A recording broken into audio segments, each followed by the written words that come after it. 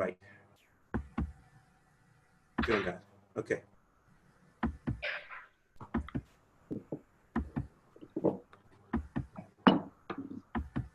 Alrighty.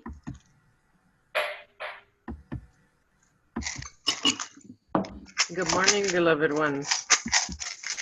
Morning. What an honor to be in your presence today.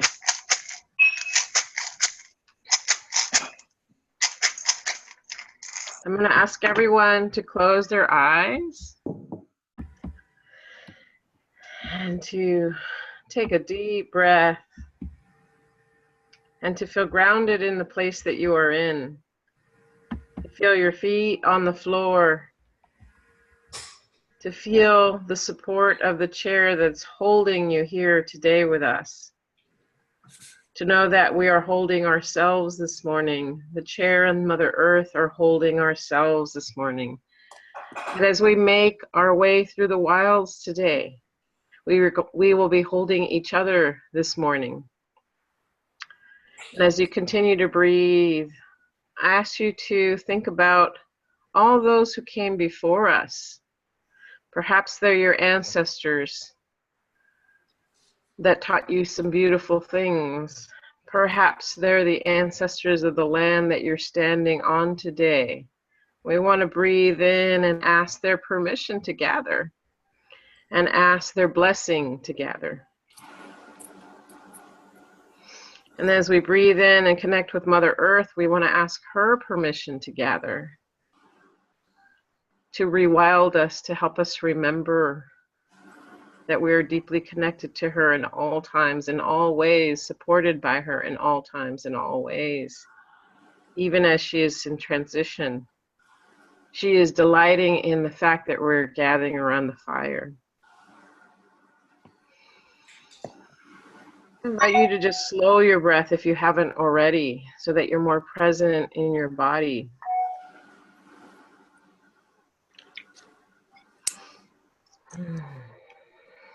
And then in a moment, I'm going to ask you to think about an ancestor, whether it's a personal biological ancestor or an ancestor of someone you know who has this connection to the earth. Or an ancestor you know that lived on the land before you. And just to call them into your mind and thank them for the gifts that they left before us.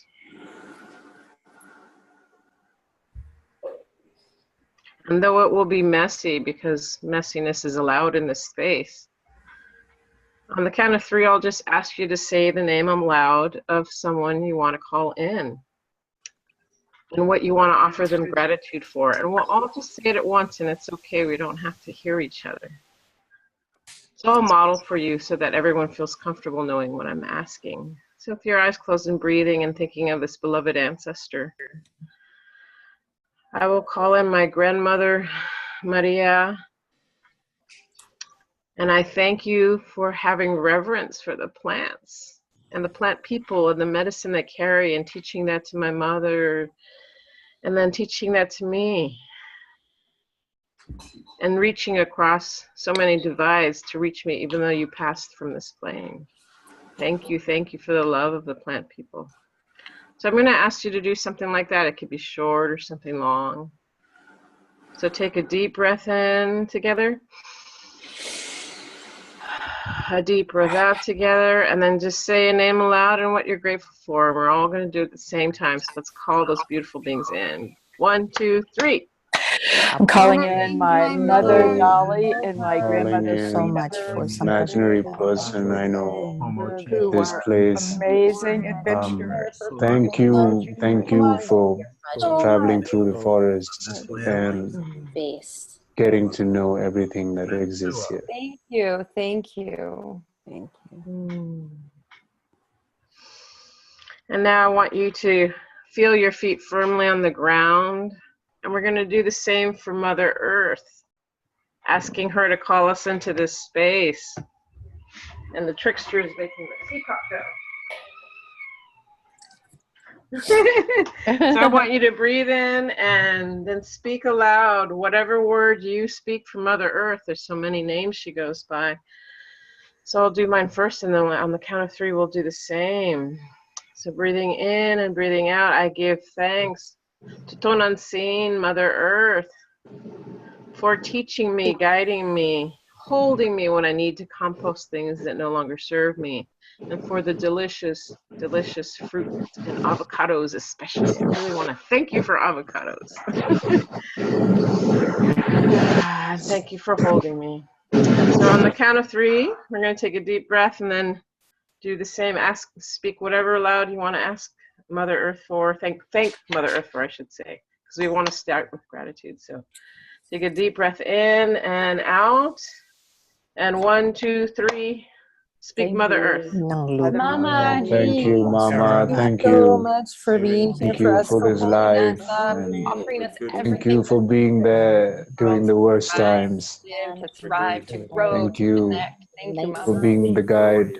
Even now, even now. Even now, Giving. even while you're grieving, even while you're grieving. Thank you for your guidance.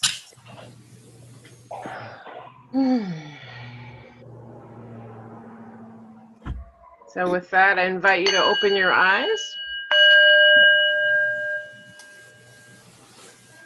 And I invite you to just scroll through the screen without speaking and look at all the beautiful faces that are gathered around the fire today, the virtual fire. And if you can't see them all, there's a little view on your top right that has all these little boxes. If you click on that, you'll see so many beautiful faces. And then if you click on the right of that screen, there's a little arrow that says 2 of 3, at least on mine. It might be different on yours. And look at the beauty of the beings that are the children of Mother Earth that are gathered here today, that are children of many ancestors known and unknown that are gathered here today at the virtual fire. And to know that you were called here by something deep within your heart and your spirit, but also something much greater than you that we call by different names. And that we're getting ready to pick up our staffs and go on a journey together. That will be magical, delightful, adventurous, challenging. Some of us may trip here and there, and the rest of us will pick each other up. Some of us may be lost. Some of us might not know the way. And it doesn't matter because we're journeying together. We don't have to have the map of the whole journey to know that we're going to have a really good time together. So with that, I want to pass it back to our beautiful initial way shower and caller of the fire, caller of the circle. Thank you, Bio, for gathering us. So I want us to offer one big deep bow on the count of 3 to Bio for gathering us around the fire. 1, 2, 3. Thank you for calling us home, brother. Thank you, Bio. Thank you, Bio. Thank you.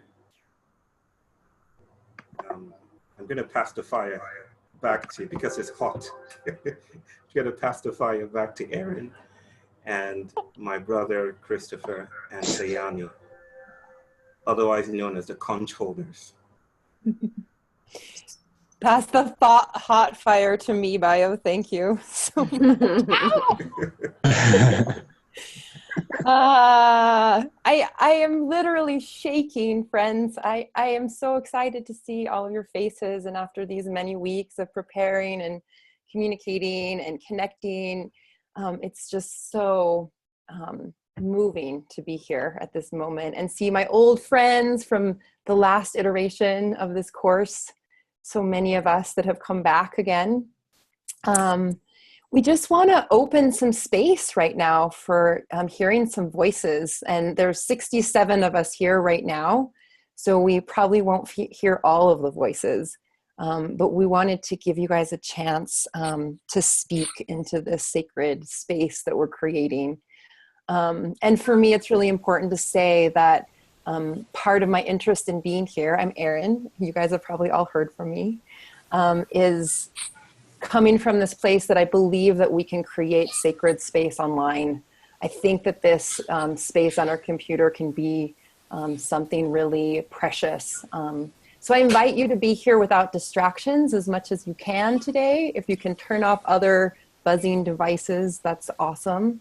And also life happens. So sometimes we need to get up and go to the bathroom or get some food, and that's also perfectly welcome.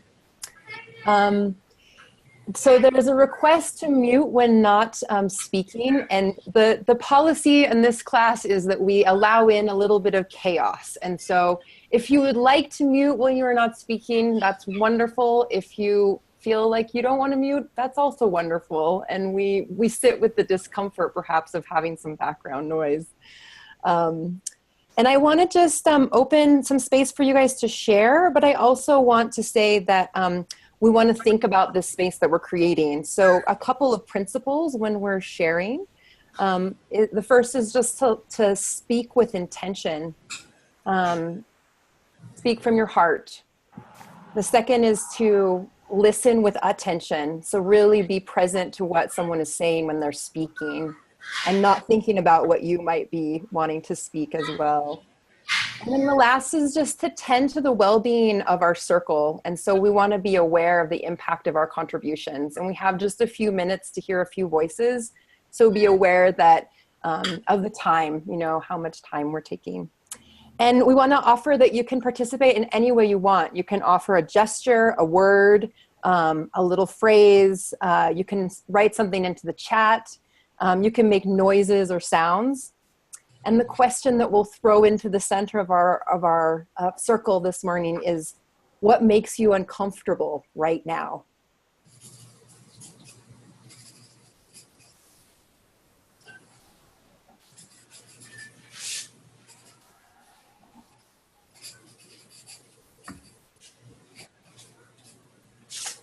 Hi, I'm Hillary from Flagstaff, Arizona. And what makes me uncomfortable right now is that I just got out of bed, I'm in my pajamas, and this is my mug. So, good morning. Good morning. Good morning.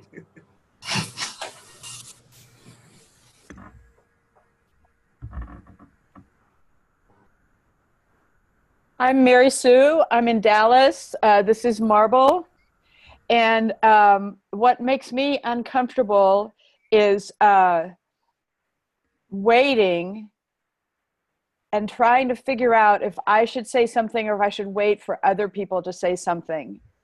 Because I'm pretty sure that what I have to say is really important.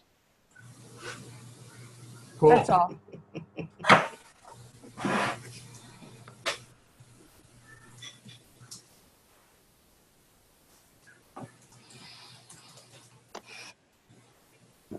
Hi, I'm Marnie, and I'm uncomfortable because I don't know what to say.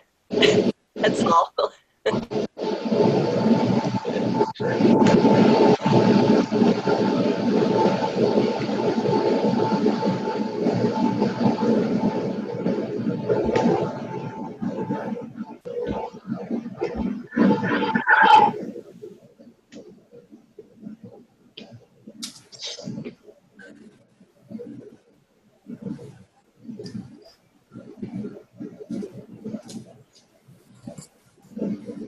I'm uncomfortable with the fact that this is a virtual space, and so there's so little, so it's lacking the ways that we usually connect, or at least I usually connect by eyes and gestures.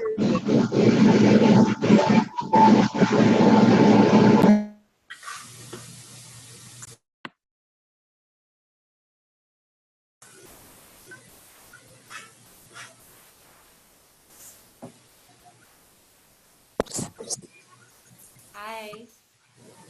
It makes me uncomfortable. My name is Virginia. It makes me uncomfortable that I can't hear what everyone is saying on the screen because there's so much noise. Yeah, there was noise. That there's also just a lot of voices in the space, written and spoken.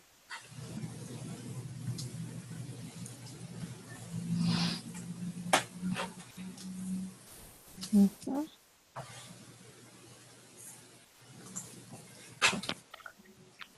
Hi, I'm Hi, Nirmala. Maki. And that just made me uncomfortable. What's making me uncomfortable is that I'm in a public space in the Quakers Center, and there's an evangelical, I think, group right next to me, carrying on something. So I've got my earphones in. So yeah, I'm just in very different spaces. So I'm going to try to speak again. So stuff like that makes me uncomfortable because I so often don't bring my voice into a space. And I think another thing that makes me uncomfortable is noticing maybe who tends to speak versus who doesn't. So.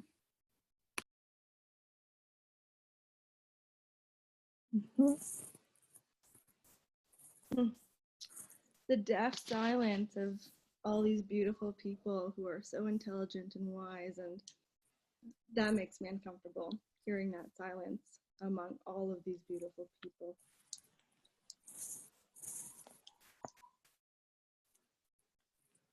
See. I can't hear Charles.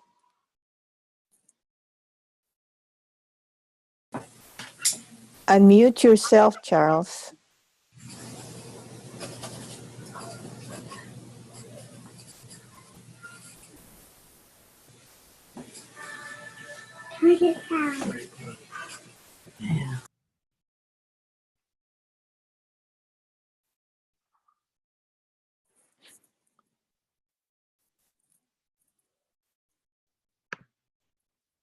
Hi, good morning. My name is Charles. Yeah, hello.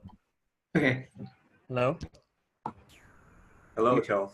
Hi, good morning. My name is Charles, and what makes me uncomfortable is that I guess seeing so many people, and I guess I only know 2 people in the chat. It makes me really uncomfortable because I usually, everywhere I go, I usually know some people, but this one and seeing different people, different faces.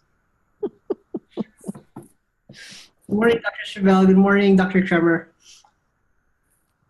Good morning. I guess I'll say something. Wait, can you hear me? Yes. Hello. Yeah, it makes me uncomfortable when I'm talking to so many people who I know are really intelligent and insightful, and it makes it hard for me to feel like I'm worthy of speaking with you.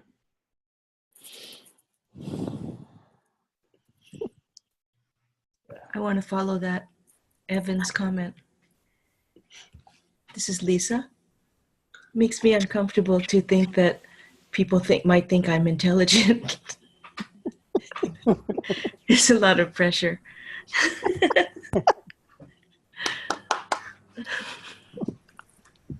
So maybe just a couple of more voices. What makes you uncomfortable? Hi, this is Siggy. And I'm uncomfortable because we were asked to talk about discomfort rather than comfort. And I'd rather talk about comfort. And I'm happy to be in a path with all you folks.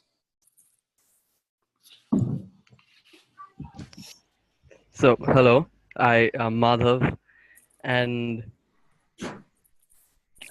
I think I'm uncomfortable for the fact that I think I'm the youngest in this group of people. So I think that is what makes me uncomfortable.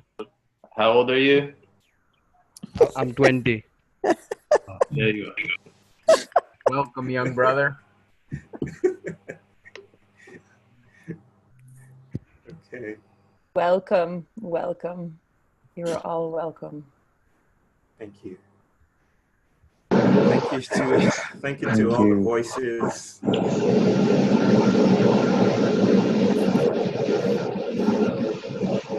And what is that? What is that? Okay. I was saying thank you to all the voices that have spoken. And as we move further along, you would get to see, I guess, that the more uncomfortable you feel, the more at home you feel.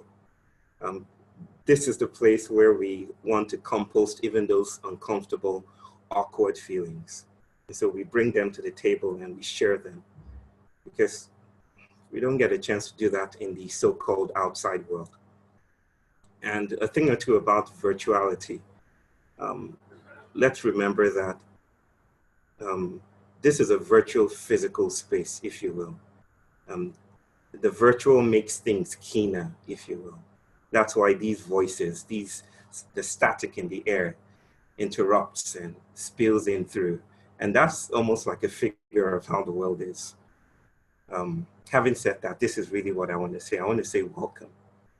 And I'm so grateful that you're here. If you didn't get to speak during the open space that Erin held for us, do remember that, I like to think that the world is a speaking itself. The world is constantly yearning, and this yearning is built into everything. Maybe some evolutionists would say that speaking was vocalizing came into being when we tried to communicate.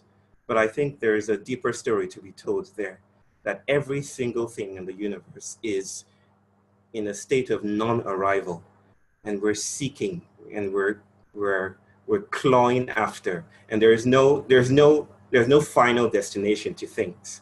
And that's why everything vocalizes. That's why even the things that don't vocalize have material ways of becoming what other than what they are.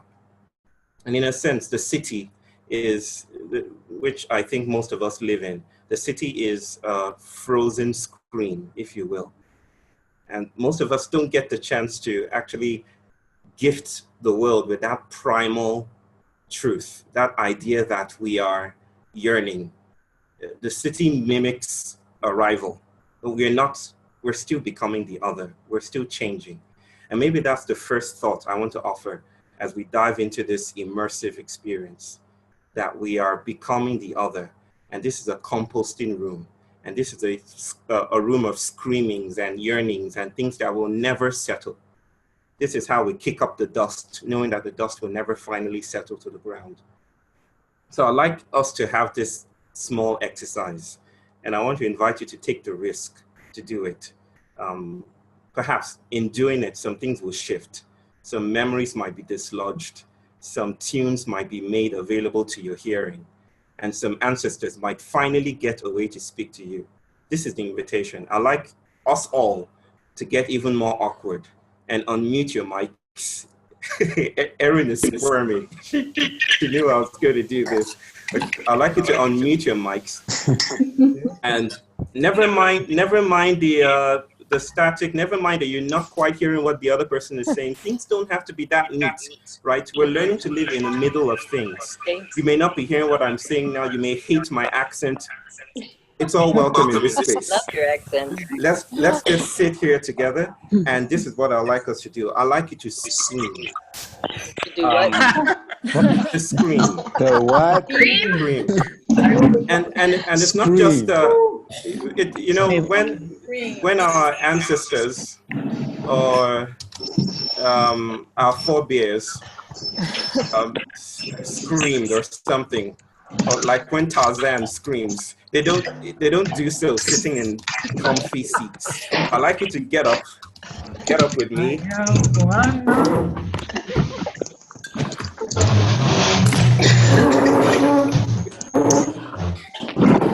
Okay. Right. The only reason why you shouldn't do this is if there's a baby in your house. And the baby might be disturbed. I have a baby in my house, I know. I know. So I have the baby in my house. No, you don't get away that easy. We all have babies. So I'm gonna I'm gonna count down from 3. When I say go, I would like you to scream, and I don't want you to give a polite screaming. Let it come from the depths, right? Like you're evoking something that shouldn't be there, like you're tapping into the wilds. Okay. All right. 3. If you can hear me. 3. No way. 2. All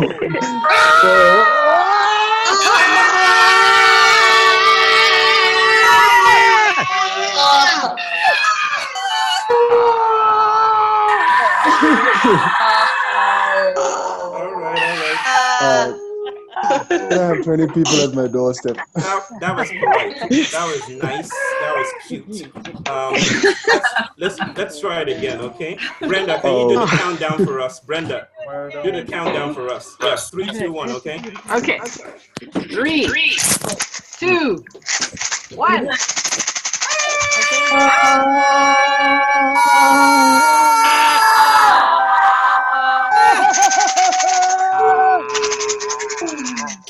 The last one. Last one, okay? The last one.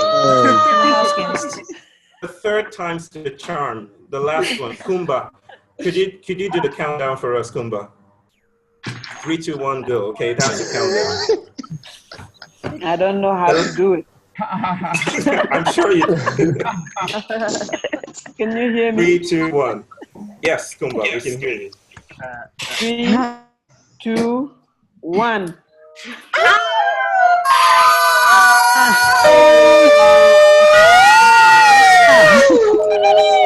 My neighbors are going to think there's something wrong. Oh my God. Good. I won't be able to live here anymore. All right, get seated, everyone.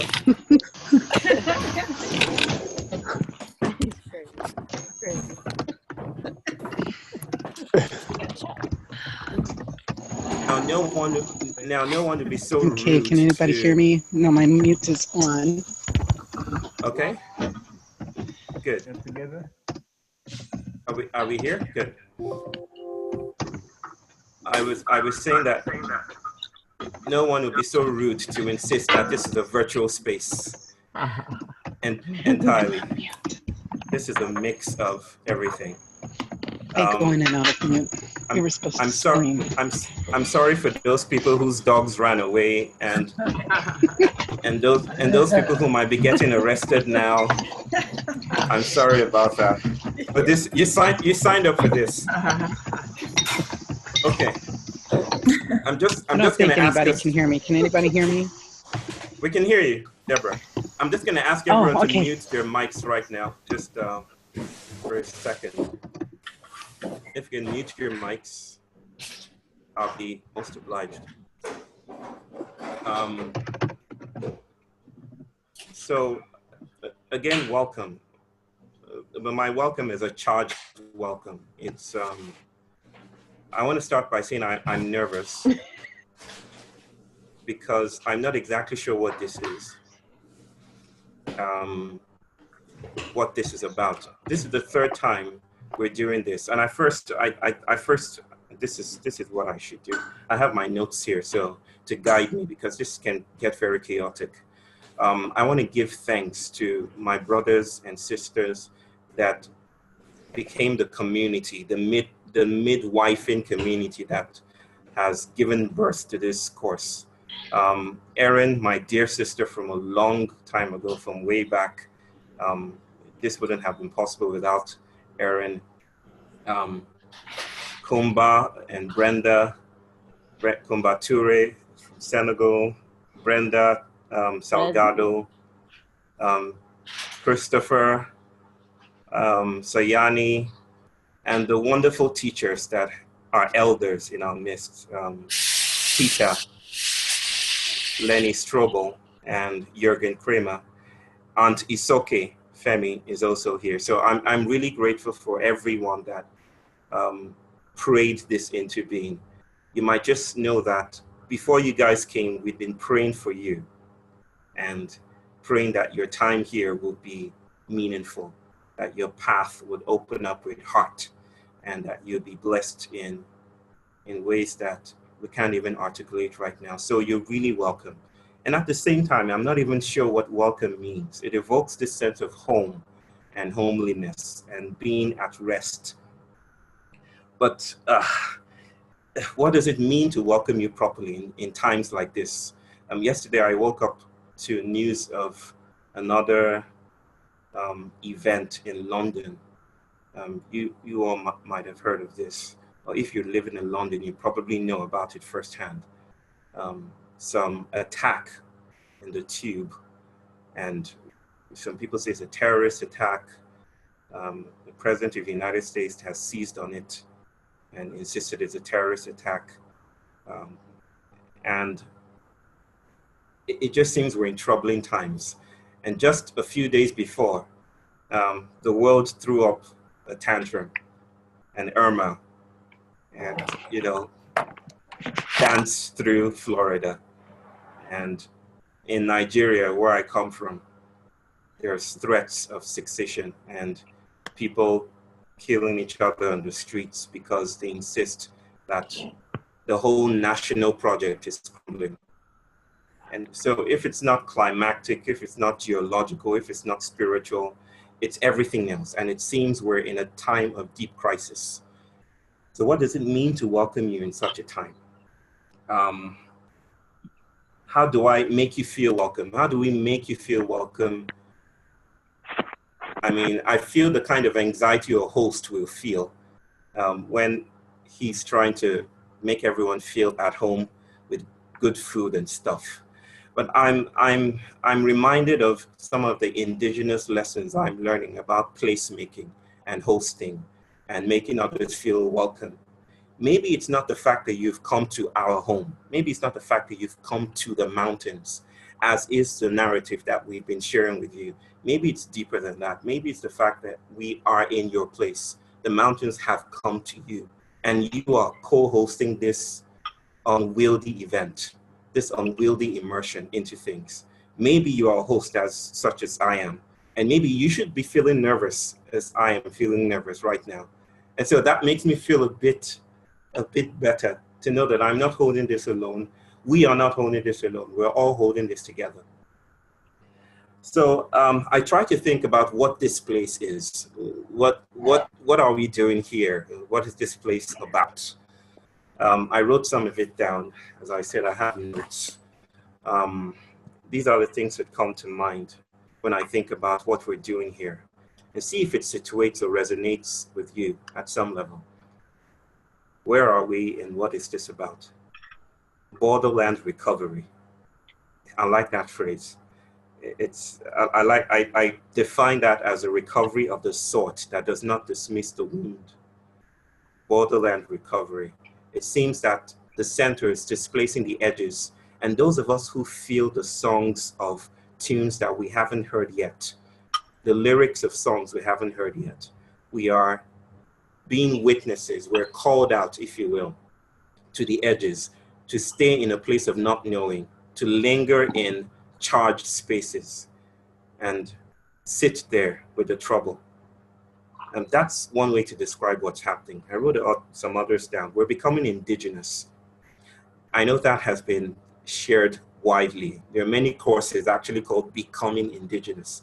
I've actually taken a course called Becoming Indigenous, and we'll explore what that means in the course and the duration of this adventure. What does it mean to become indigenous? What does it mean to reroot ourselves, if you will? This is also a grief circle. I know that's an uncomfortable thing to say for some of us. We want to focus on love and light. But there is also a way in things that things are not substantial if they don't have shadows. And so we are being called to witness. And I didn't say witness, I said witness. To stay with the shadows, our own shadows, the monsters that we try to chase out of the room sometimes. So this is a grief circle of some sort, because in the grieving, joy is made abundant. This is also a becoming sensuous. It's a gaining of new senses. It's sense making. You know, when people say, oh, that makes sense, I think the real meaning of that is that I can feel it at a level that is material, is carnal, it resonates with me when something makes sense. Now, many things don't make sense about our world anymore. And we're here to not participate in that paradigm of sense making as much as we are here to compost ourselves so that new senses are made available, so that we become response-able, able to respond to a world that is larger than anything we can articulate. This is a post-humanist ritual of wait. And I like that one. This is not about us getting our act together. This is not about us becoming enlightened. I will refund the fees that you've paid if you end up levitating. And if you actually write back and say, we're enlightened, I finally found enlightenment. I don't think that's about to happen here. So this is a post-humanist ritual of wait. This is us learning to live in the middle. This is a partnering with the non-human beyond the edges of what we know. This is becoming responsible, not just responsible, but responsible. This is making kin. And I think that keys beautifully into the notion of decolonization.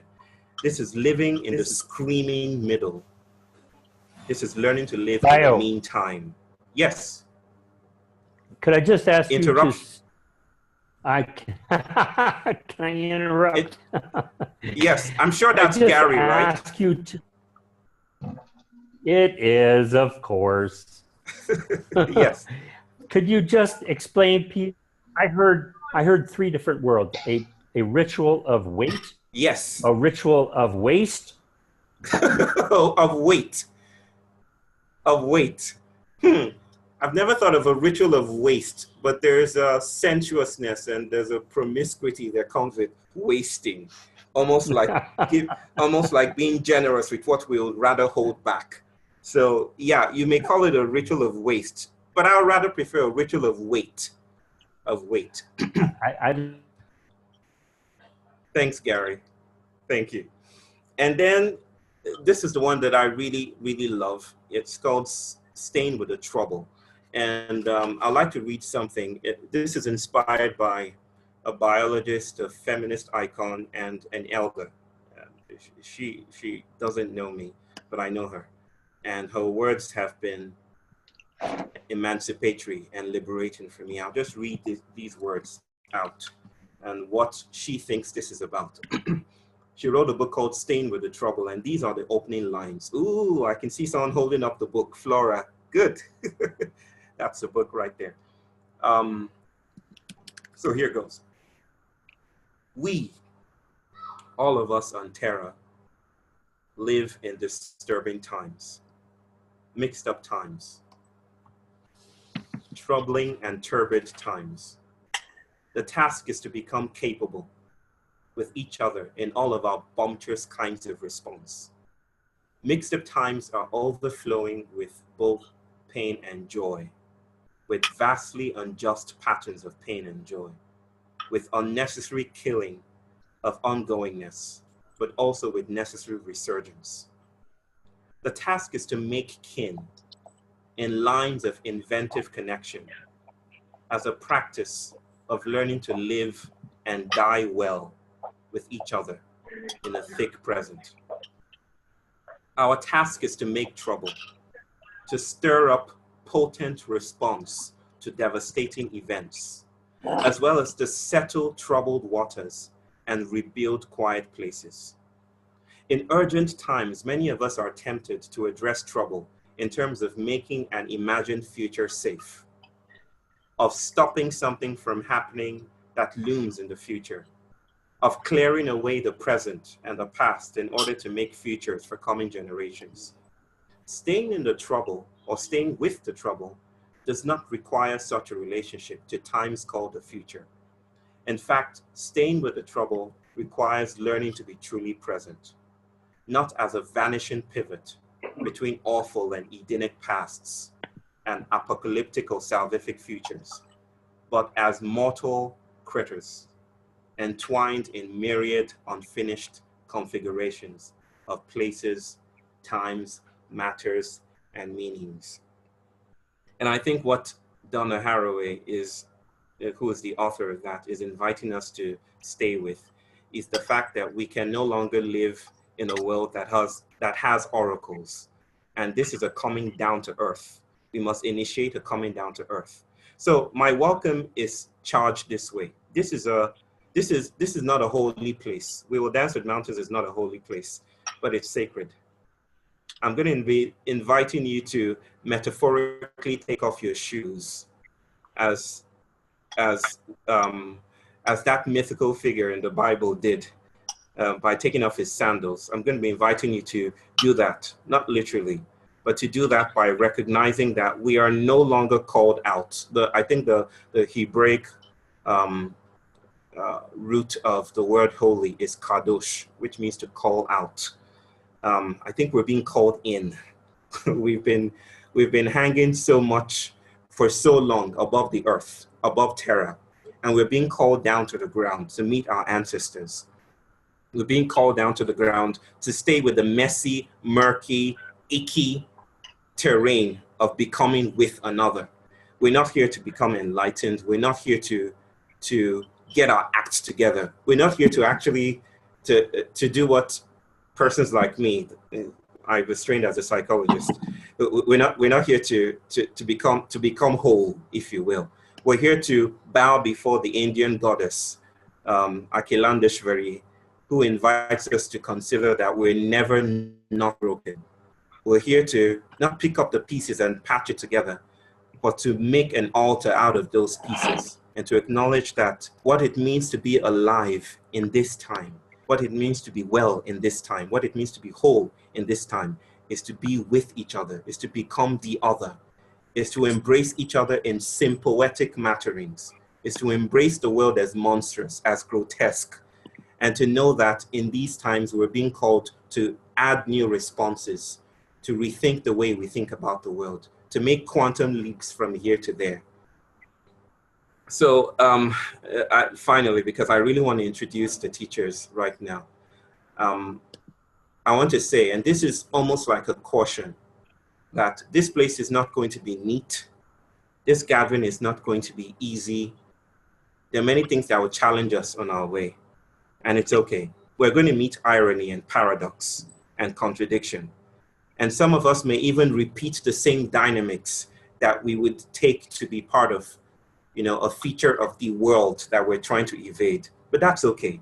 There's no pure and absolute division between the new and the old. What we're doing here is not building a new world government or a secret world government. What we're doing here is to settle in the middle, to reclaim our space with the world, not on the world, but with the world. And it means that we're going to be we're going to be entertaining things that we don't even know how to speak forth yet. It means that feelings that have probably been buried, senses that we don't know exist, will come to the surface. There will be glitches. There will be angry moments, but there will also be joy. And learning to accept the beauty and terror of our place with each other is what this is about. So that's my welcome. It's an uneasy welcome. It's an exuberant welcome. It's an ecstatic, celebratory, wonderful welcome, but it's a stern welcome. It's the welcome that an elder would give when he says the times are urgent, let us slow down. Instead of speeding up, let us slow down. This times of urgent escape is one of deeper invitations to settle with the world, with each other. So the question that I ask is, who am I? And what do we do while we're here? And that question will open up space for the two teachers that I want to introduce to you. I met Tita. I call her Tita because I prefer to do that. I was trained and brought up in a culture where you're not supposed to speak the names of an elder. You're not supposed to utter the names. So Gary, I shouldn't actually be calling you Gary because you're older than me. Yeah, we're friends, so I'll just call you Gary. Well, I met Tita Lenny Strobel on Facebook. I think I had written an essay called Dear White People, and about decommissioning whiteness, which is also what we're here about puncturing white holes through this paradigm of whiteness and white normativity, and coming into a space where we can embrace each other in all our many colors, including our white colors. So I wrote the essay, Dear White People, and Professor Lenny Strobel read it, and she reached out to me, and I found in her an elder. And she invited me over to Sonoma State University, where I gave a lecture and some talks. And we now see ourselves as family, and I'm so glad that she's family. She's literally a mother to me. Her and her husband, Carl, are like parents to me. And through that meeting, I was able to meet a big brother, also like a father, Jürgen Kramer, who, you know, his reputation went way beyond him. I met him and I hugged him, and I was so excited to meet him because of all the good things that I've heard about him. He's done great work in decolonizing whiteness, and he's written a book called, you'd have to remind me of the name, but it's something about Jürgen, you can unmute yourself and tell me. Autobiography, Ethno-autobiography. Yes, he'll tell you much more about that. It's a resource and that we can explore. I see Charles has his copy. Yeah, we know you have your copy. You can put down your book now, Charles. Thank you so much. So I'm going to be inviting these two. They're elders to me. They speak with depths of wisdom that I think is desperately needed today in our world that is seeking identity, seeking belonging. We tend to want to embody that search for belonging with this new trend, DNA testing, where we reduce belonging to centimorgans. A centimorgan is the unit of genetic distance or genetic proximity with another region. Now, what we're trying to do here is go beyond centimorgans to broaden the field of what it means to be at home, what it means to belong to another. And what they're going to be taking us to and taking us through is discourses and conversations and exercises around ancestry and decolonizing and becoming one with another. So without further ado, I would like to ask Tita and my dear mother Tita and my big brother and father Jürgen to please do your thing. Thank you.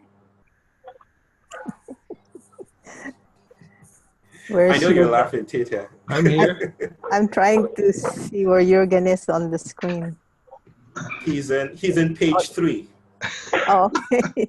He's on for page me, me at least. Okay. Yeah. Anyway. Okay, I'll mute my mic now. Good morning, everybody. Good morning. Magandang umaga sa inyong lahat in Tagalog, in Filipino, and in my native tongue, my first language, in Kapampangan, it's Maya Payabak po Kayungan. Good morning, everybody. I guess we're doing a short self-introduction and how we got into this work for about 5 minutes each. So I'm gonna start. The way I introduce myself is usually by saying that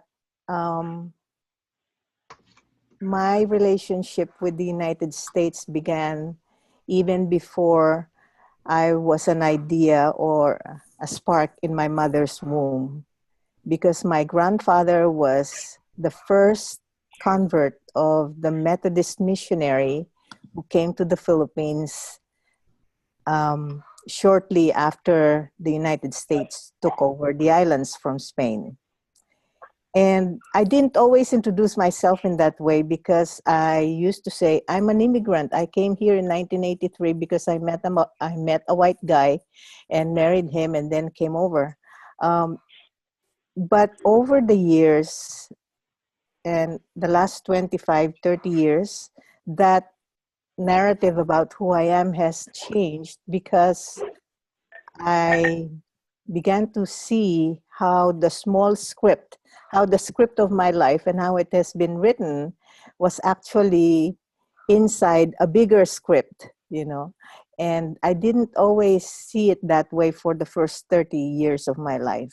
So the last couple of decades, my work has been about decolonizing and unlearning my colonized mentality as a colonial subject.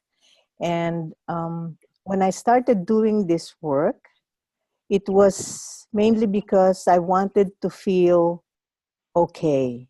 I used to feel like there was something wrong with me because I had a hard time um, assimilating, adjusting to being in the US. I grew up being told to love the United States. I grew up being told that to come here is like the ultimate dream. And when I came here and people looked at me and say, did he pick you out of a catalog? Do you want to clean my house? Do you want to take care of my kids? I kept wondering why they would ask these questions. I didn't know.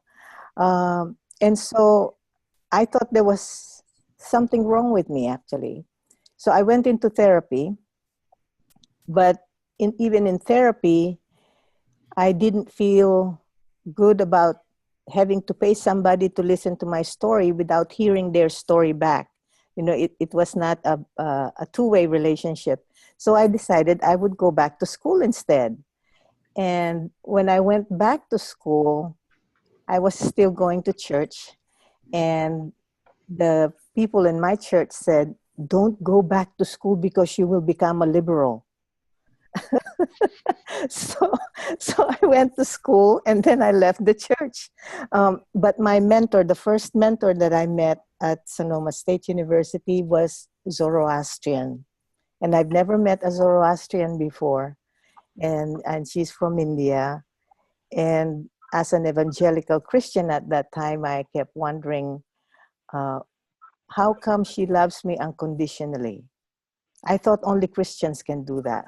You know, my world was very narrow and my perspectives were too narrow, and a lot of questions and a lot of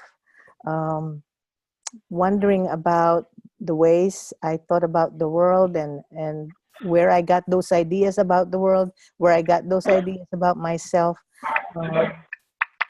kind of led me to this process of wanting to understand how to begin to unschool and unlearn these things, you know. And it wasn't until I read Paulo Freire, actually, that I felt that I found the language to tell my story and to find my voice. And when I did my dissertation on the process of decolonization for Filipino Americans, I just did it for myself. And then when the book was published, I realized that my story was resonating with a lot of people. And people started saying, you've given us voice. This is the way I've always felt about being in this country. I've always felt ashamed. I always felt inferior. I've always felt this about being Filipino. And I realized that my story was resonating with other stories, and so the work just kept going from there.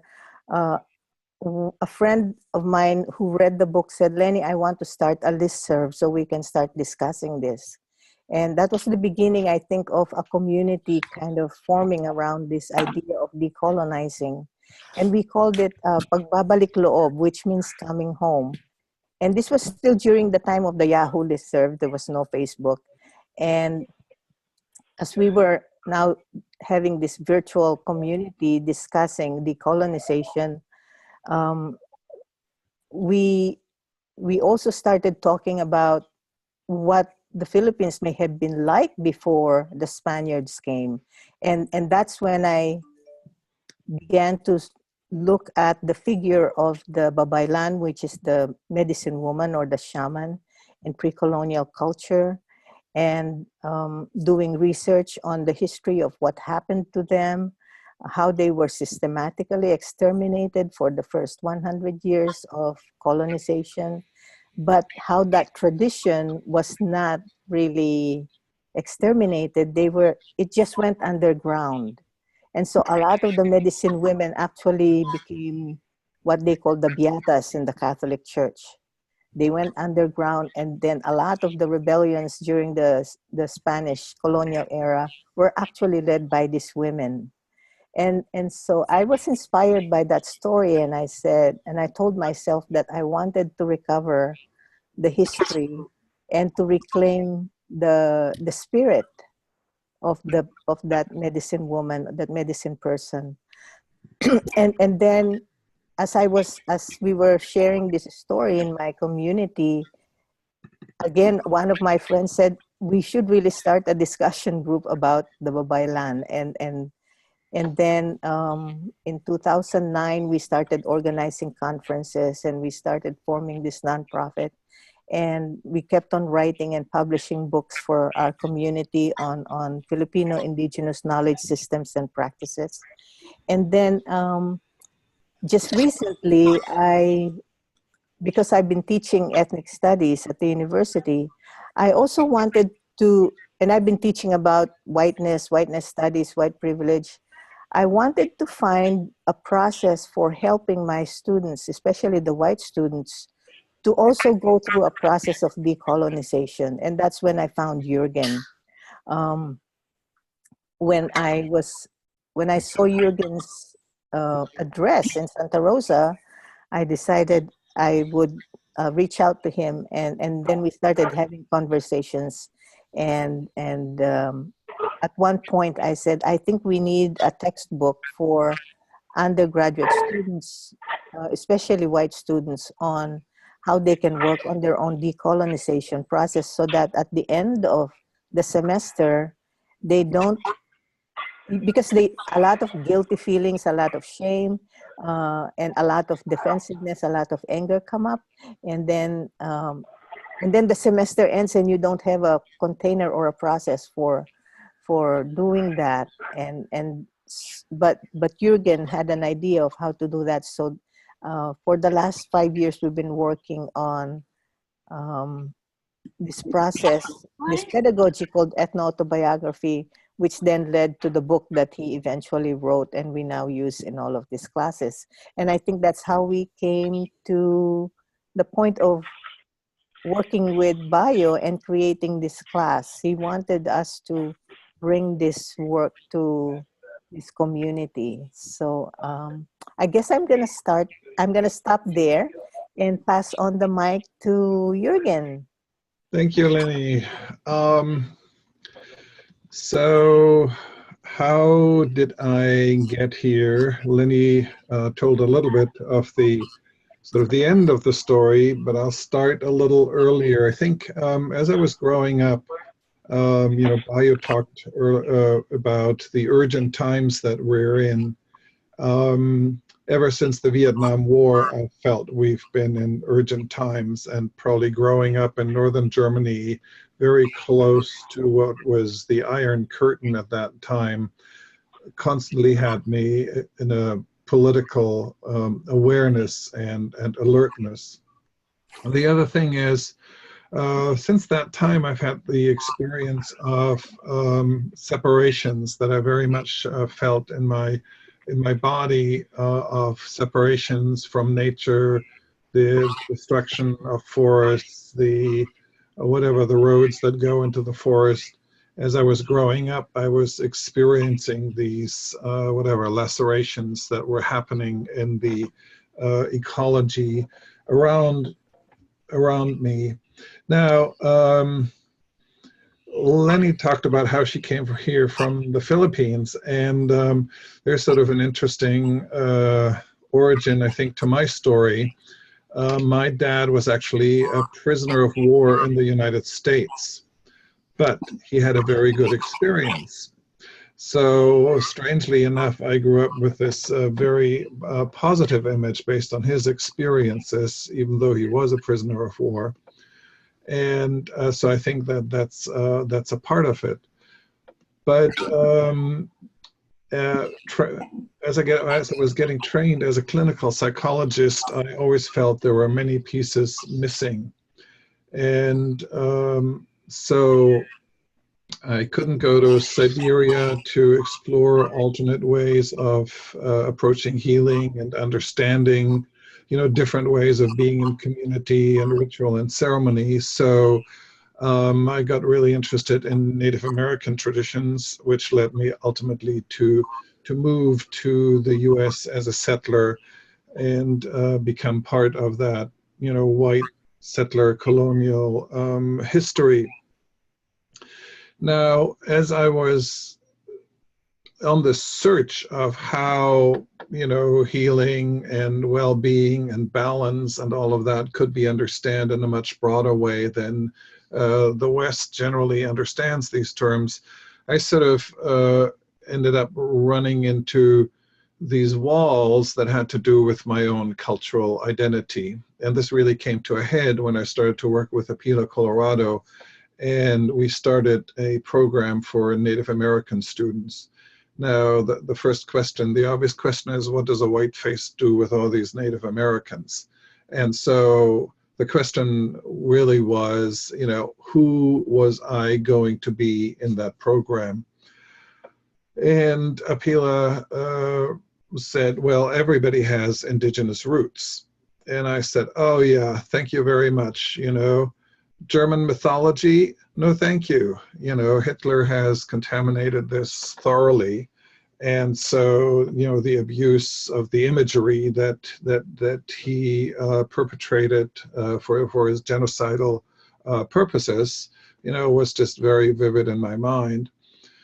And she said, no, you need to look further back. So I looked further back, and then there are the witch hunts and the genocide of the women of knowledge who knew about midwifery and about herbs, and who annoyed the church by being able to own property.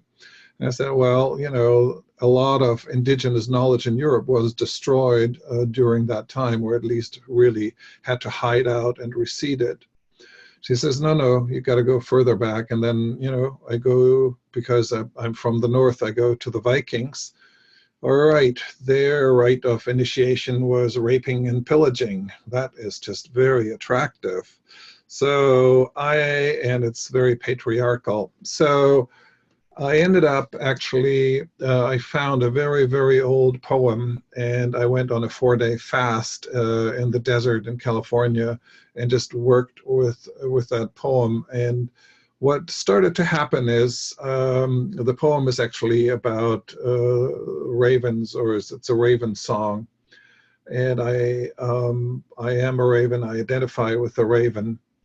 And actually, before the fast, my guide said, well, you want to fast for a raven. Do you have ravens' permission? So I had to go find ravens and talk to ravens and get permission. And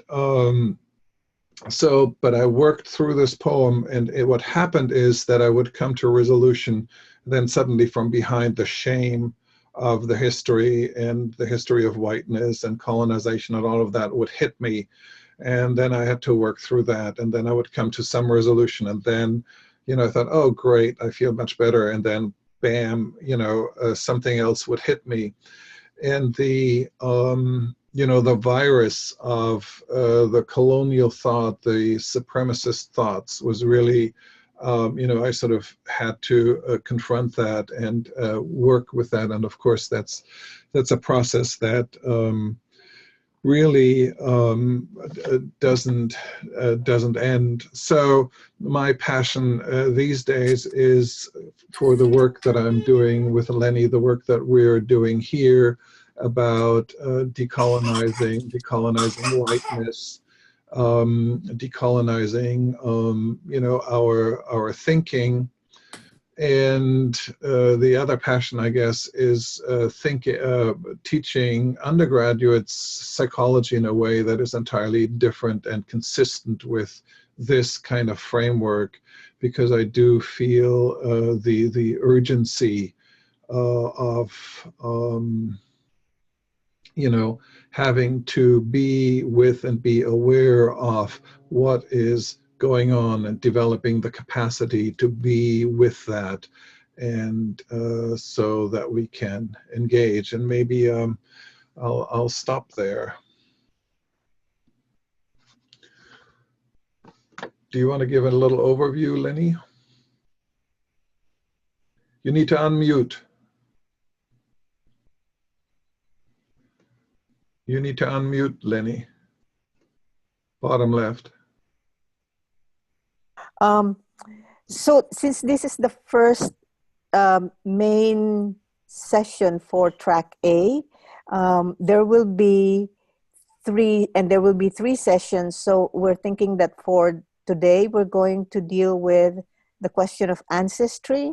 And then for the second main track session, which is in October, it's going to be the trauma of normative dissociation, or talking about the shadow material of history.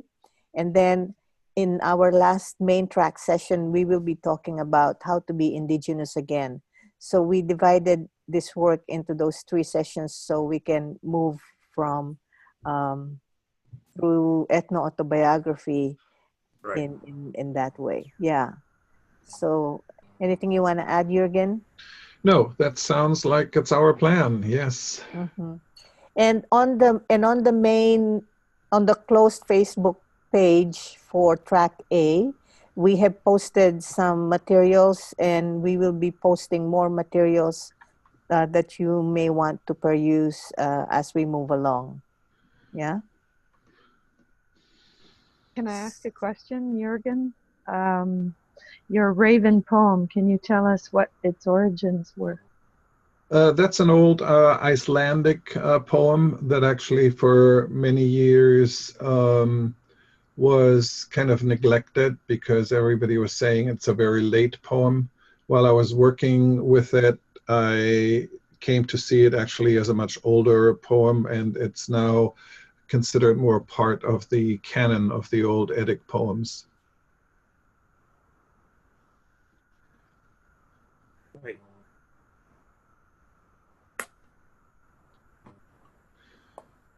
So Tita is posting the sessions in the chat. So if you like to just take note of that. Yeah. Thank you, Tita. Yeah. Great. So Jürgen, would you like to lead us in a visualization on ancestors, about our ancestors? That's what I will do now. Okay. So I want to invite you to close your eyes and to go through a little visualization. And if at any point you should feel uncomfortable, you can just open your eyes. But I want to invite you to kind of have a relaxed, soft view, or to close your eyes as I go through this little visualization. And as you're sitting where you are, I want to invite you to take a deep breath and let go of any tensions or anything that you feel at this moment that you don't want to have there. Allow yourself to sink into your chair. Maybe feel the various points where you're touching the chair, where your feet are touching the ground. And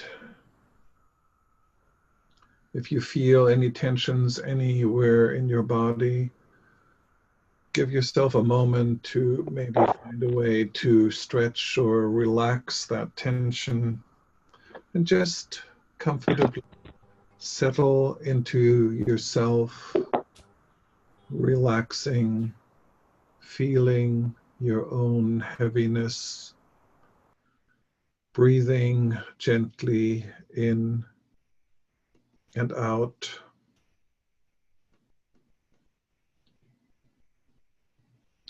And just take a moment to watch your breath gently, without forcing it in any way, feeling your breath coming and going.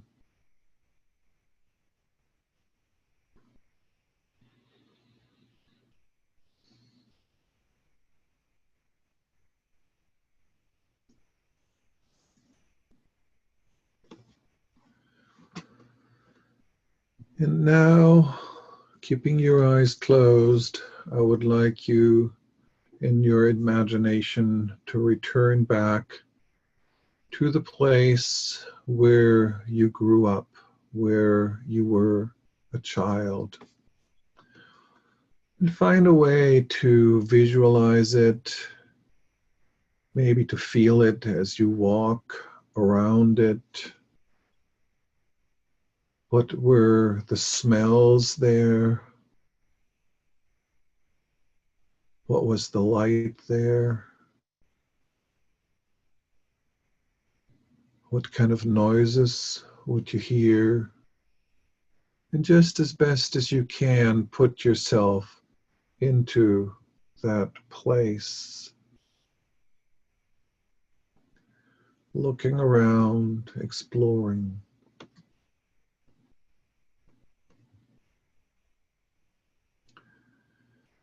Now, take a moment to look at the world of your parents at that time.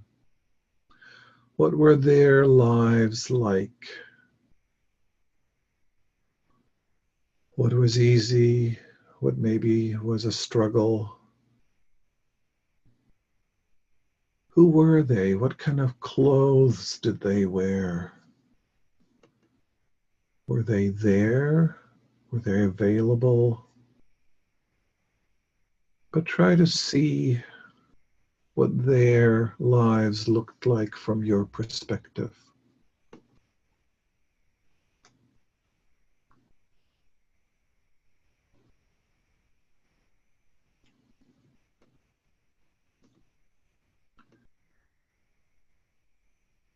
And if you didn't grow up with your parents, just pick the person you grew up with, whether it's an aunt or a grandmother or whether you're adopted.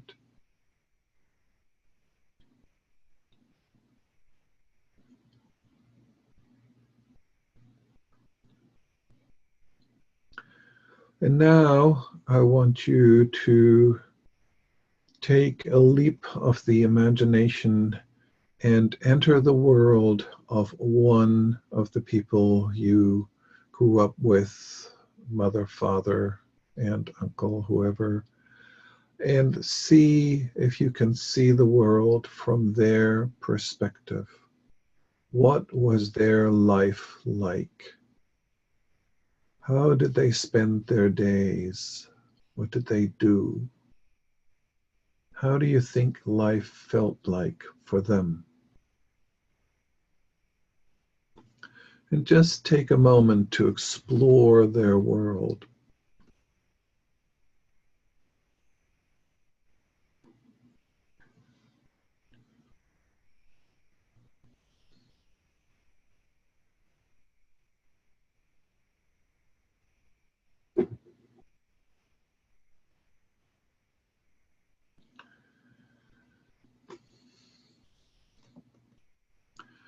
And as we now slowly go further back in time, I want you to pick one side of your family line or your ancestral line or your adoptive line.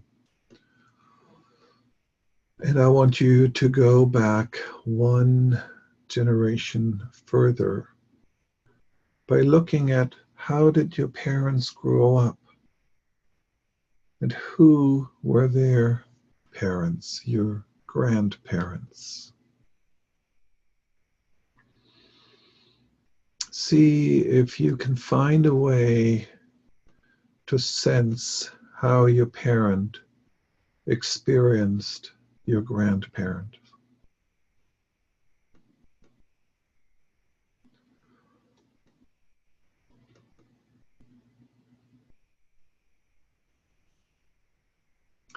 And now even entering the world of your grandparent. What was that world like? What did they do? What did they do for a living? How did they spend their days? What was important in their lives? What kind of clothes did they wear? Where did they live? Where were they? What was around them? Just take a moment to explore that. I gotta make sure I'm. This is not yours.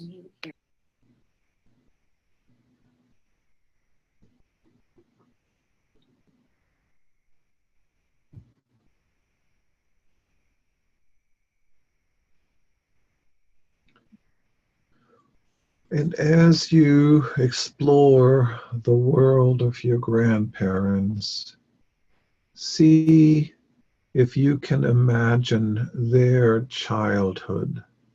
How did they grow up?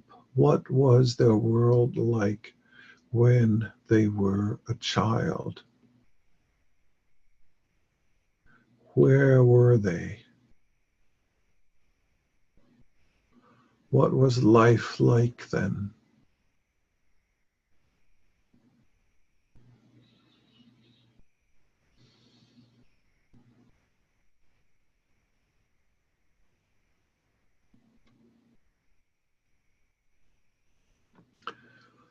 And then see if you can catch a glimpse of your great-grandparents. What was their world like? Where did they live? What kind of clothes did they wear? What was life like then? And see that you develop a sense of their world, of your great-grandparents.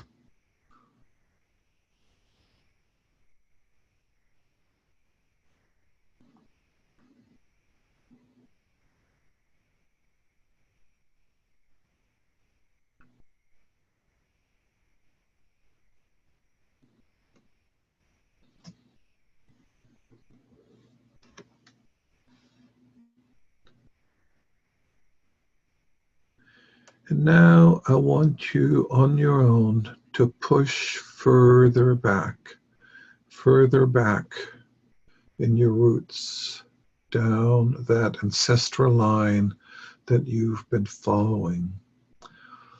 And using your imagination and your inner senses, see as you go back if you can find a place where in your ancestral line people lived in balance, in an indigenous worldview, in a worldview where they were immersed in the world around them, nature, community, all of that. And see if in your imagination you can push back further down towards the roots in your ancestral line and imagine that world of indigenous presence in your own ancestry. And just take a moment to explore.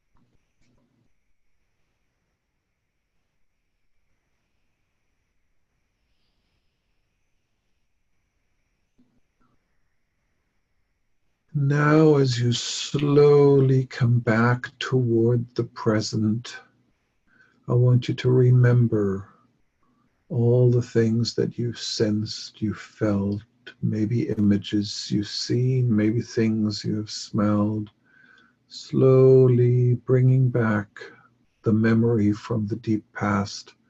Come forward toward the present, toward your great-grandparents, and remember their lives, what they were like,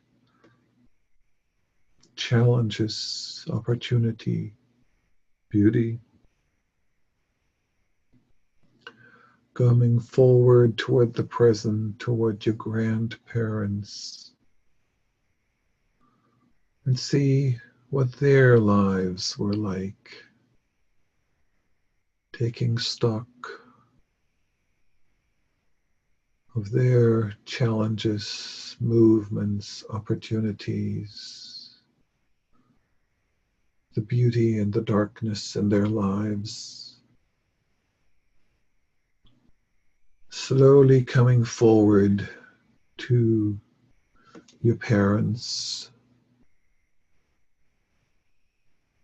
and again remembering what you sense or know about their challenges and opportunities, the beauty and darkness in their lives. Returning to your childhood and slowly moving into the present moment. And before you open your eyes, just take a moment to remember where you live now. Remembering maybe who are the peoples that live there now. Were there peoples there who lived there before, and maybe who are still there, but hidden and not obvious? Take a moment to explore your current place of settlement.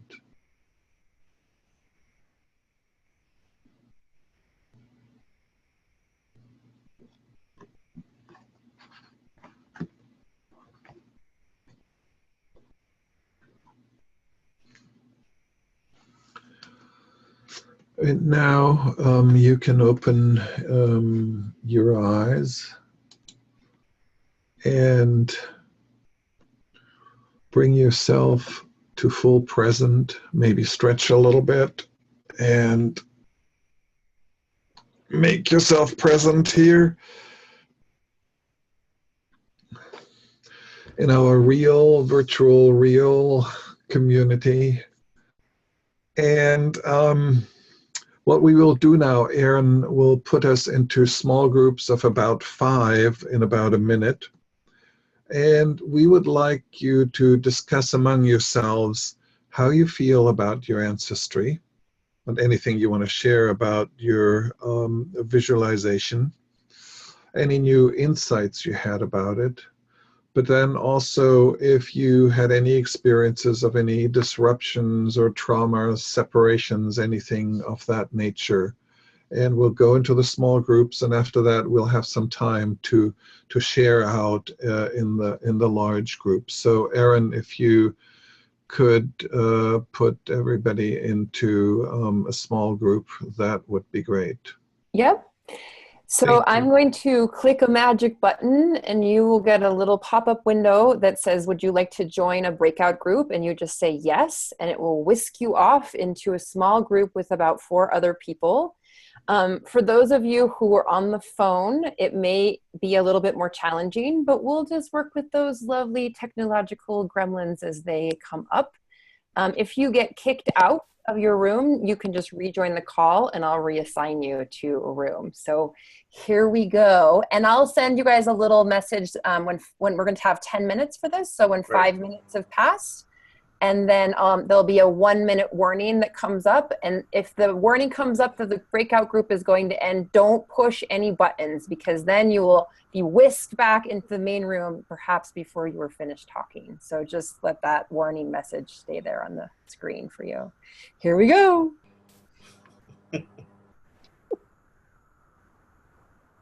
Oops, nothing happening. Wow.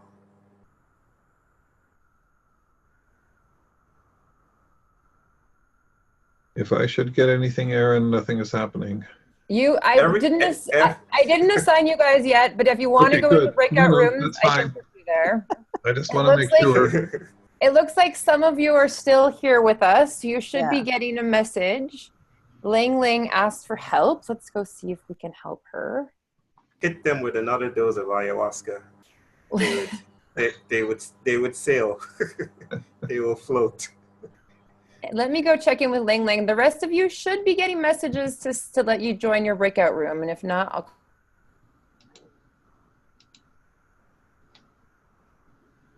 Rochelle is still out there.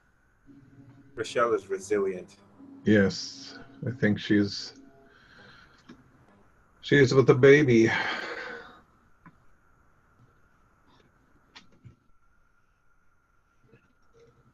Darius. Darius, submit to the dream. Surrender.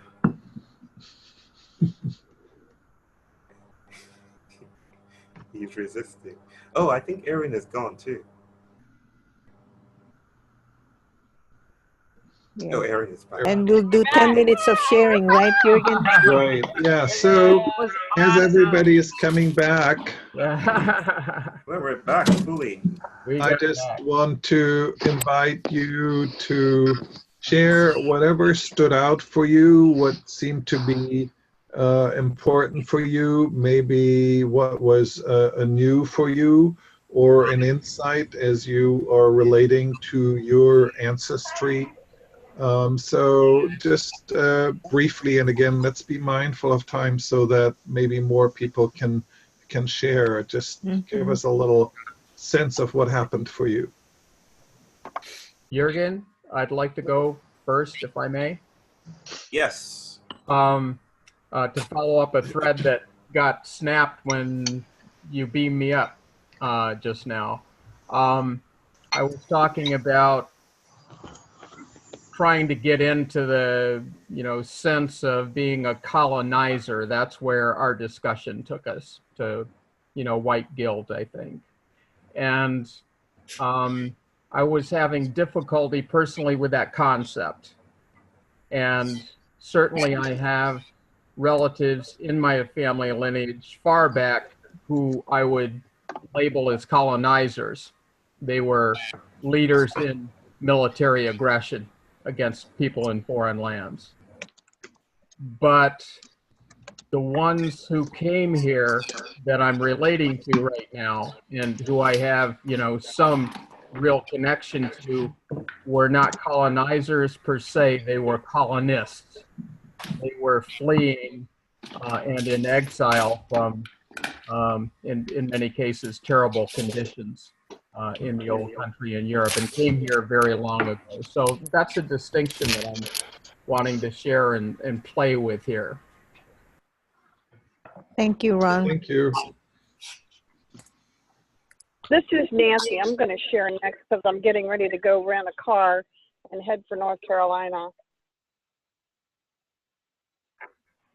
So my experience was so profound when I was listening to the sharing in a small group. I was having my own understandings and insights, and almost a visionary kind of inner experience as people were telling their experiences of the exercise. And I just, in this moment, I feel like so expanded, so connected with my roots that it's almost an indescribable feeling, but it's some cross between my heart opening and a panic attack.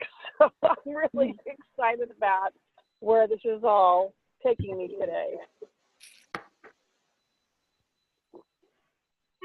That's it.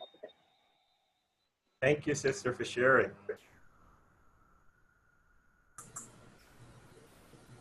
I'll share. I'm Nicole, and I went through my paternal lineage through my grandmother and tried to keep pushing through to find health.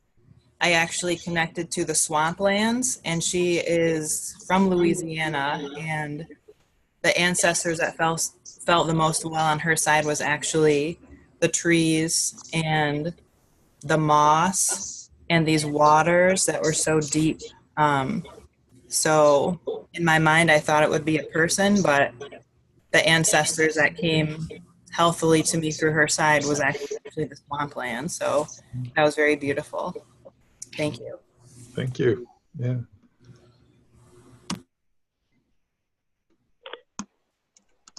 So I'm actually at the house where I grew up, and it's a pretty amazing place to be practicing. My family and I are moving back into the house with my dad, and I just wanted to say thank you so much for opening this up today. It was a really powerful and wonderful experience. You're Thank you, welcome. Megan. Yeah. Can I share? Go for it. Yeah, I traced to my grandmom side, and I was thinking all the way back to the 1700s. So I'm from Vietnam, and an image that came to mind was from a poem that we all learned when we were in grade 5 in school about a rice cake, a poem about the rice cake that we ate. And it was written by a female poet in the 1700s that where she used the rice cake to talk about her life as the female and the woman condition in that time who is always floating and being shaped by everything around her, but still keeps her inner spirit. In the rice cake, the outside is a rice cake, but inside there is very colorful sugar. And I was just very touched by that image of like, oh, someone in the 1700s, a woman in the 1700s wrote a poem about the rice cake that we still eat today. And I still feel that connection that I can, whenever I eat the cake, I can remember it. But time has changed so much since then. And at that time, there was kings, there were queens, there were people killing each other, there were dynasty taking over each other. And I'm just amazed by just how much it opens up, both the wonder and the horror of it. Thank you. We have room for one more. I'd like to say something. For me, this is a very uncomfortable kind of exercise, talking about uncomfortableness. And the reason for that, I also grew up in Europe. I go back one generation, and that's where it ends. My father didn't have, his parents died before he was 3 months old through the influenza. And my mother also was given away when she was very small, 5, 6 years old. So I literally don't have any relatives going back. And for me, and then I had severe trauma when I was 7 years old. So for me, I kind of disassociated from not just the people, but also from the country I grew up. And for me, I kind of ended up building an internal relationship with nature. Like for me, the trees, I feel I can go back, ancestries of trees. I felt an internal wisdom, community that has guided me through my life. But I still, for me, there are a lot of questions going back to the human ancestry, you know, and I also have been traveling and never really settled down anywhere. So even for me to find roots, you know, it's very difficult. So for me, it's less tangible what my connections are, but it always leaves a big question mark. That seems to be part of your medicine and the work that you're doing. Yeah. Thank you, Annie. Yeah. Do we have time for one more bio?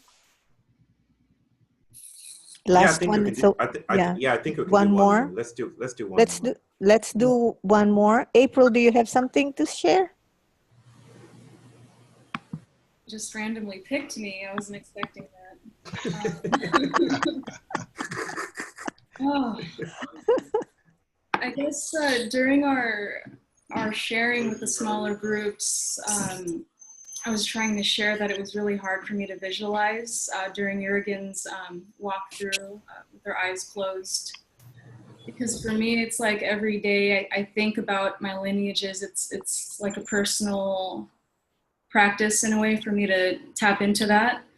And in my mind, I sort of see like a timeline that has led me and like all the people around me here. But a lot of it too is coming from like the trauma that my father has gone through. He was born in 1935 and has witnessed Japanese and US soldier occupation in his town.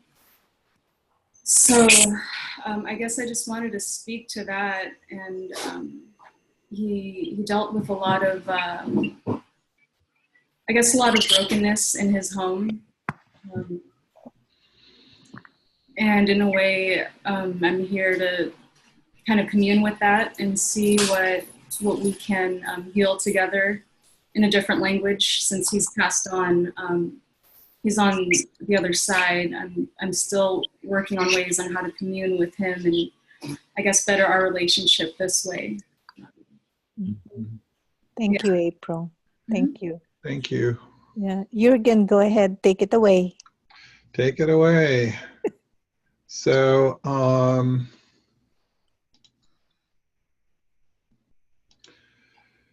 so a lot of, really appreciate your sharing, and I just want to comment on what April just said, that which is, part of this indigenous worldview. The ancestors, they're a part of our lives, and we're not alone, and they can help us out, and it goes both ways. We can talk to them, and if we pay attention, we can hear and receive, what they have to say to us. So becoming present is really so central to what we're doing here, starting out with our chaos and our screams and the unexpected in the virtual, non-virtual community. So one of the notions of indigenous presence is that there is a sense of completion, and that includes our connections with place, our connections with community, our connections with history and story and mythology, with the ancestors, and more. And this is actually an image. Most of the images that I will show are actually from the northern Europe, and they are rock carvings. And on the blue background on the left, you see the footprints of the ancestors, and on the right, you see a person coming with all these dots on his or her hand. And those are actually offerings that are being given.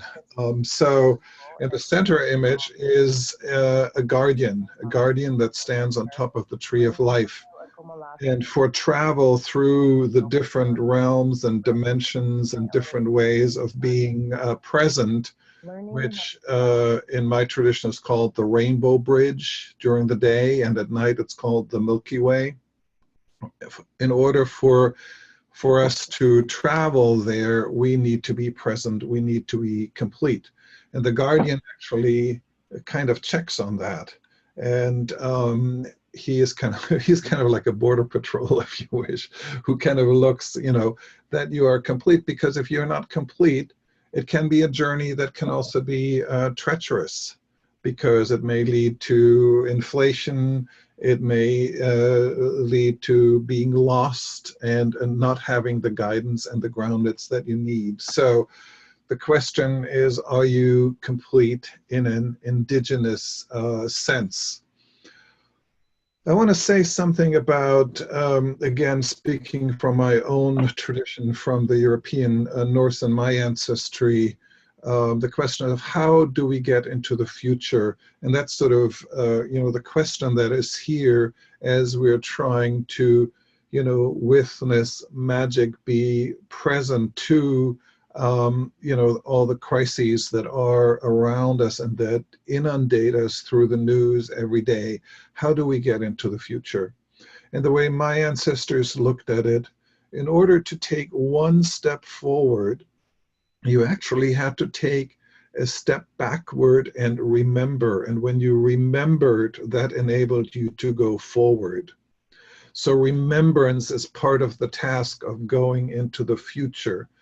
And I think that is something that we so often forget, and that is so critical. So let me briefly say something about ethno-autobiography, which is kind of a fancy word which you could substitute decolonization, you could substitute dancing in the mountains, you could substitute becoming present. But it is looking at our lives through the lens of our ancestry and through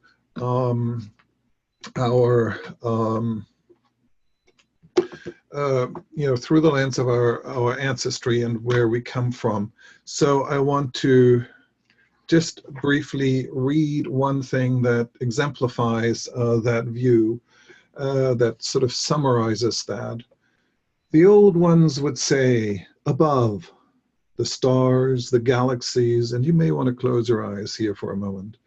Above, the stars, the galaxies, the planets, the sun, they guide us through the wonder of time cycles and story upon history to where you stand now. Look up. The old ones would say, below, earth, with all our animal, plant, rock, and human relations. She yields nurturing medicine. Look around. Listen. The old ones would say, at birth, you began to bring forth the gifts of your medicine, your uniqueness, your fate and story, your giveaway, woven between, above, and below, weaving. The old ones would say, these are the things that tell you who you are and where you come from and why you are here. Stories upon stories, gifts from the ancestors. The old ones would say, these are the gifts you hold to understand indigenous roots and what they may mean today. The old ones would say, you have been provided for. Nurturance is around you. The old ones would say, we are here to help you find your story of balancing. The old ones would say, as you come to presence of the above and the below, we are here to help you discover who you are as you weave your life's story. So at the center of all of this is storytelling. The truth about stories is that that's all we are. This is by Thomas King, the fairly well-known Native American writer, a beautiful writer. Here's sort of the map of ethno-autobiography, or the recovery of indigenous mind. That's another word for it, recovery of indigenous mind. And at the center is our storytelling sense that makes that makes sense of all the different aspects of ourselves that are part of an indigenous sense of presence. Ancestry is probably the one that is most disregarded in Western, white, European, Euro-centered cultures. Then there's place, nature, history, spirituality and religion, dreams, myth and ritual, gender and community. And this is not necessarily complete, but these are important aspects that make up our identity, our sense of self.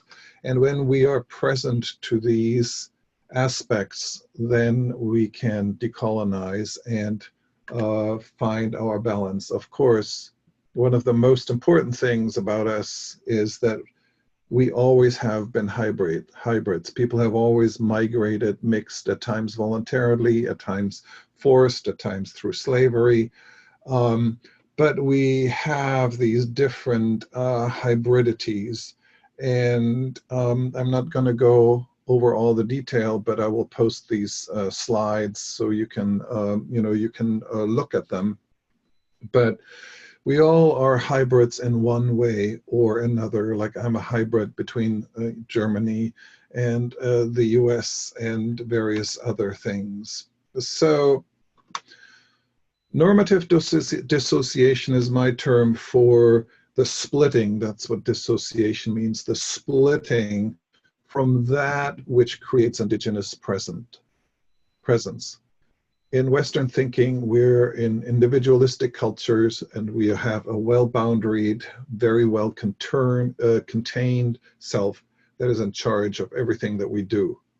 In an indigenous sense, what we do is we listen to spirits, we listen to nature, we pay attention to the stars, we pay attention to everything that is around us and that is a part of ourselves, which means we are not dissociated. That's not the norm. The Western norm is to be dissociated. So indigenous worldviews, they have similar qualities the world around, but they're all culturally specific. And when you look at it, you can find all these different qualities active in them. This is an image of what the place where I come from. When I go into my deep ancestry, what it looked like about 3,000 years ago. There were reindeer in the city of Hamburg. And on the right, you see these three staffs that were actually excavated. Those are three goddesses for which offerings were made. Here you have another image of that worldview where the healer, the shaman, whether a woman or a man, sits in the center of the teepee and reaches up into the stars, traveling up the tree of life, or reaches down into the underworld where the salmon swims, and below, sitting in a community of tents with the reindeer. How are we doing on time? Anybody keeping time? We're keeping indigenous time, I guess. Okay, very good. Just I shall forge ahead. So here Not you Swiss, have yes. the worldview that I'm also very much connected with of the Sami, or the Laplanders in the Arctic European North, the only remaining indigenous people up there. And you see that there are three worlds. There's the upper world with the sun, and Marahka is the mother goddess, the mountain that connects with the upper world, the swans. Swans are very sacred to them. Then we live in the middle world where we do bear ceremonies and other ceremonies to connect with the upper world, the world around us, and the lower world. And then we have the underworld where the spirits go, and where our helpers are, the deep diving animals like the otters, the loons, and the seals. And I'm going to read a short poem here. And I'm going to read it both in Sami and in English, just because it sounds so beautiful, but it's an invocation of this particular worldview. Okay, Jürgen, I was going to say that as we do that, I think maybe the rest of the slides should go online, so that we could. So like someone just mentioned, I'm on white person's time. So what we want to you? No, I'm not on white person's time. I could stay all day, but we want to hold those tensions. Okay, so yes, maybe I will. There's a lot to get through. And no, I think you should read. Yeah, I think you should read what you wanted to read. Oh, I should. That was it. Yeah, I think. Okay, so I'll conclude the poem. And as an invocation of an indigenous worldview, Baby, Maya Miyachi, the sun, the world's father, Eanangidaneda, the earth, spring's daughter, Almira Dagolarasit, Haisunit, the horizon's gold flower, the fragrant grass, Humahalanetnama, I converse with the earth. Yagulanat Jagadvastidem, yet Nasibbain Silbayanain, and hear the creeks answer, their voices the sounds of silver. Humahalanetnama, I converse with the earth. I get beyond time, baby, my miachi, the sun, the world's father, Eanan, Elima Eantni, the earth, life's mother, Amirauta Ethit Gufsu, Nastigaisid, the horizon's red dawn, starry peaks, Humahalanetnama, I converse with the earth. And I will stop there, and on some other time I will talk about myself as a raven. Thank you so much, brother. Okay. Thank Yeah, you. in the interest of time, Bio, Yes, Tita. we were going to give out an assignment, but I think what I'll do is to post it on the Facebook page. How's that? It's just guidelines for how to continue with your ancestral work, yeah? Okay, yeah, that'll be good. But you want to just vocalize it a bit, just if you can speak briefly about the assignment so it sticks with us and not just a Facebook post.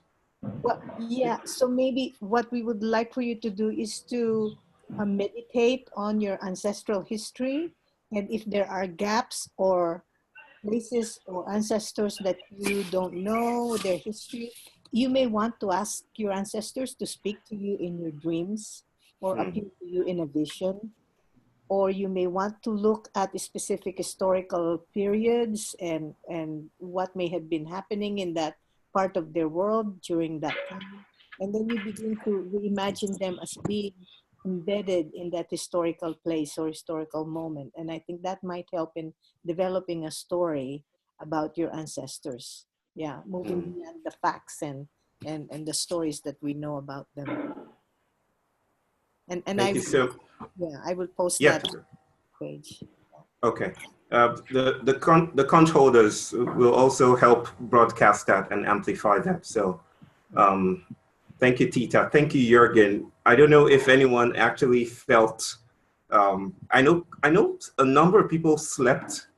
If you slept during that exercise, don't think of that as an obstacle that you should dismiss, because we are learning here that even those things that stand in our way are also part of the way.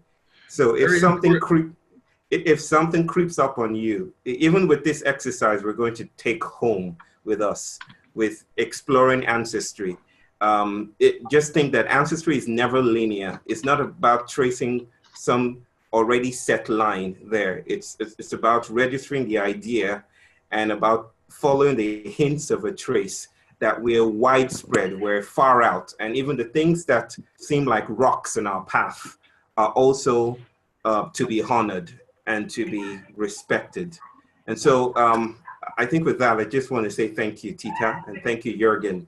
And we'll continue down this path, down the rabbit hole or some other hole, as we explore our ancestry and on this decolonial path. So I would like Erin to say something about allies. We've been speaking about the deep undercurrent, the fulcrum that holds this exercise, Dancing with Mountains. So Erin, take it away. I'm going to use that phrase more often. Take it away. Tita, take it away. So I just wanted to, we're just gonna have a little quick space of announcements right now. And one big question that a lot of people are asking is around allies. And so the idea is forming a duo with one other participant for the duration of this exploration together. And the question is really, it's really about a radical act of trusting a stranger. So we're going to ask you to pair up with someone, but we're doing this in a pretty self-organized way.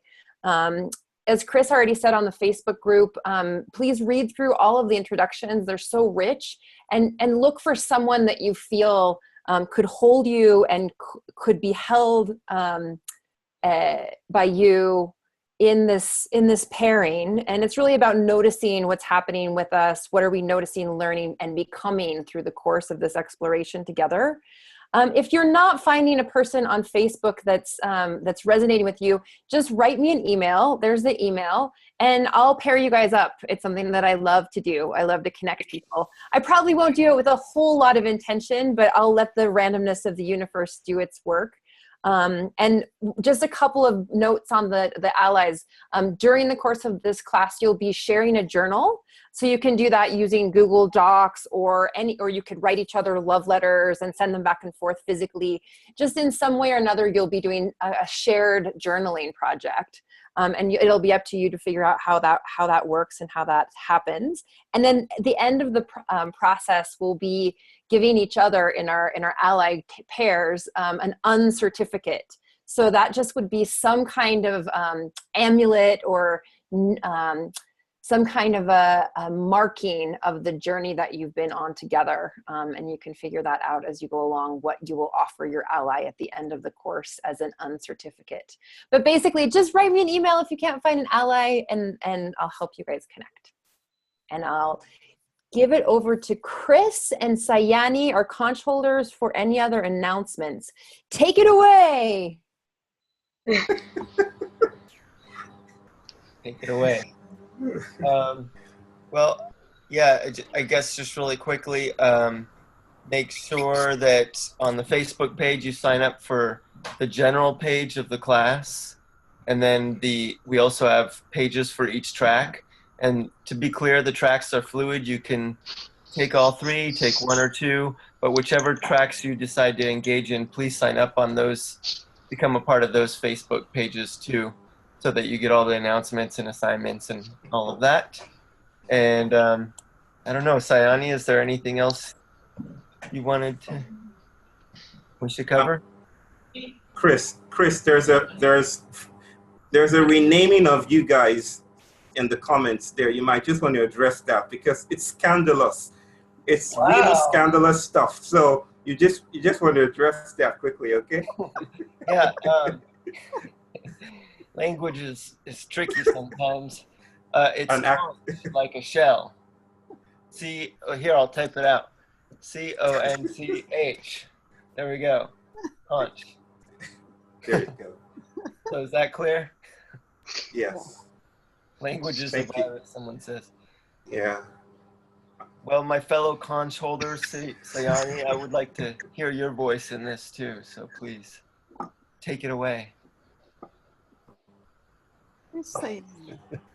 Hi, I'm putting off my video because I was having a hard time listening to everyone. I think it's better now. So yes, yes, yeah. So I guess most of the people have already joined the page, and yeah, I request the ones who've not to to join the group as well as the tracks, the separate pages. We intend to create a space that is much more than just a Facebook page, and let us all hold us together. And it's with the intention for a deeper listening and reflection and some playfulness, and I guess whatever emerges from the space as different voices are being heard. Yes. Thank you, Sayani. If you posted that picture, I'm not sure it actually helps. helps the description that you're trying to make, but it's okay. We get the intention. I have a picture I'm going to put on the Facebook to also clarify the matter. But we'll get. Thank you, brother. Fran, you've caused a lot of damage already, but we would accept it. Thank you so much. This is the first one, the first session out of 9. We have some ways to go, and just think of this not as a journey, but as an immersion. And the more we stamp our feet into the ground, the more we are met by people, by ancestors, by rocks and trees and winds and things that cannot be named yet. And together we will remember home. So I'm going to be asking my sister again, just before I invite Kumba to close us in some ceremony or something, just for 5 minutes, in case most of us are in white time. I'm just gonna say that Another teacher is here, Isoke Femi, and we're going to be entering into that space in the next main session. These many colors, and that's well, we're gonna talk about that, what that's about in the next session. So Kumba from Senegal is Yes. here. Thank you, sister. Yeah, I was just typing in. This is beautiful to see all these faces, and my children keeps on coming back and say, "Are you talking to all of these people? How come?" It's just fascinating. But as I was listening, about ancestry, it just takes me back to the fact that it's really fundamental to everybody's life here. And something that I was just typing is something as simple as greeting people, at least here in Dakar, in Senegal, and this is the city. If I walk out the street and meet people, if they're of a certain age, they would greet me by repeating my name.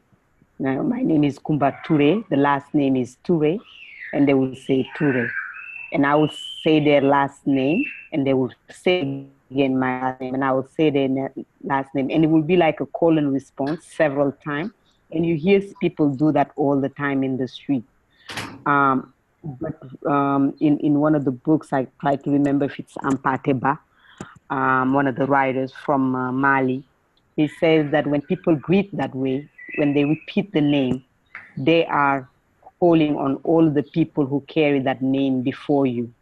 So in greeting you, they greet all those people. So as people see you, they remember that you are not just something that just fell from the sky, but you are connected, linked to some other people, and you do the same also for them. So this is, I guess, an invitation as a practice. As we meet people, as we greet them, that even if we don't start repeating their names where you live and people start thinking you're crazy, but that you remember that there are people before him or her, or them, carrying that name. And it makes a different way of looking at people or seeing people. It does.